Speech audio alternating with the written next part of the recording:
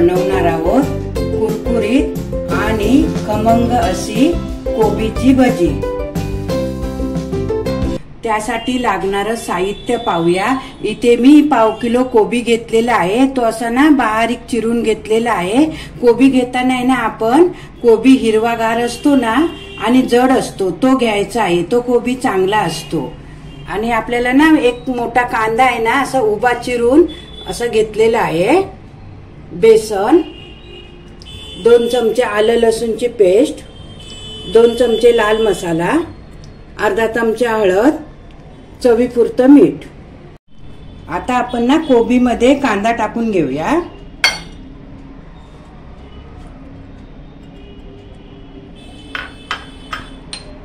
आलं लसूणची पेस्ट, अर्धा चमचा हळद, 2 चमचे लाल मसाला आणि चवीपुरतं मीठ।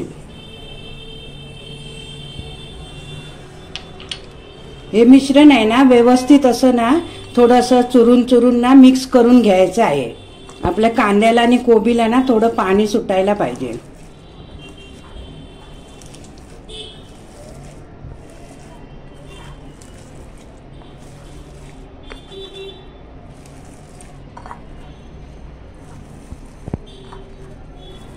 आता हे मिश्रण आहे ना सर्व व्यवस्थित असं मिक्स करून घेतलेलं आहे।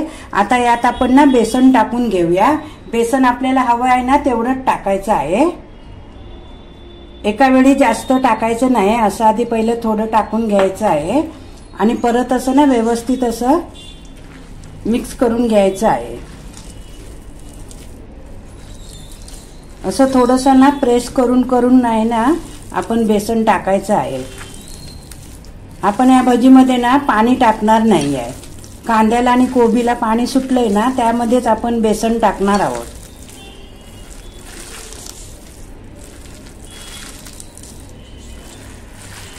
आता आपण यात ना अजून थोडं बेसन टाकून घेऊया।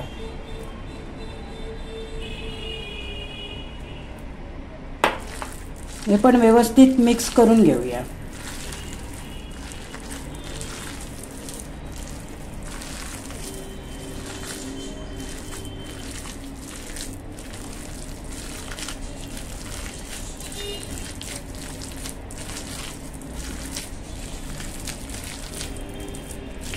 आपण कांदा भजी कशी करतो त्याचप्रमाणे ही पण ना कोबीची भजी करायची आहे। हे बघा आता आपलं ना पीठ व्यवस्थित असं मिक्स झालेलं आहे। हे बघा एवढा गोळा होईल ना एवढंच आपल्याला पीठ टाकायचं आहे, जास्त पीठ टाकायचं नाहीये। आता आपलं तेल ना चांगलं गरम झालेलं आहे। आता आपण भजी कशी सोडायची ते बघूया। हे बघा अशी हातामध्ये घ्यायची आहे, आपण कांदा भजी कशी सोडतो त्याप्रमाणे अशी सोडायची आहे।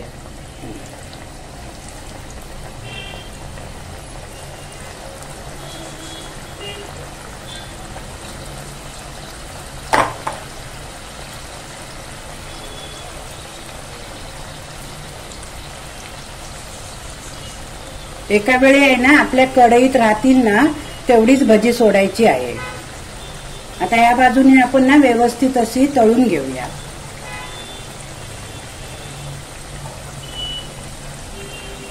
आता आपण भजी पलटून घेऊया।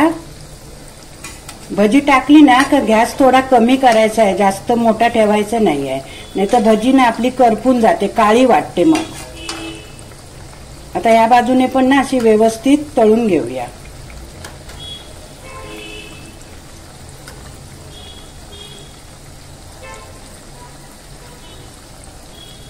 आता आपल्या दोन्ही बाजूने ना भजी तळून झालेली आहे।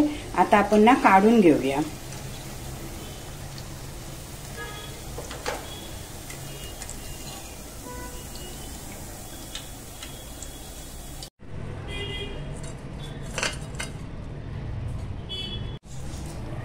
आता आपण परत दुसरी भजी तळायला टाकूया। अशा प्रकारे आहेत ना आपण भजी सर्व तळून घेऊया।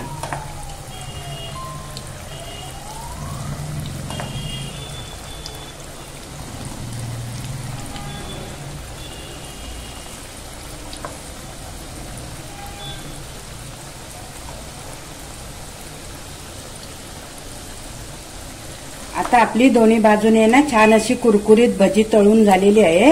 आता आपण ना ही भजी पण काढून घेऊया।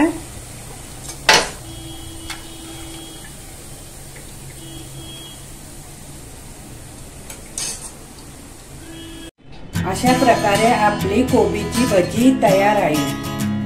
तुम्हाला जर ही रेसिपी आवडली असेल तर व्हिडिओला लाईक करा, शेअर करा आणि माझ्या चॅनलला सबस्क्राईब करा।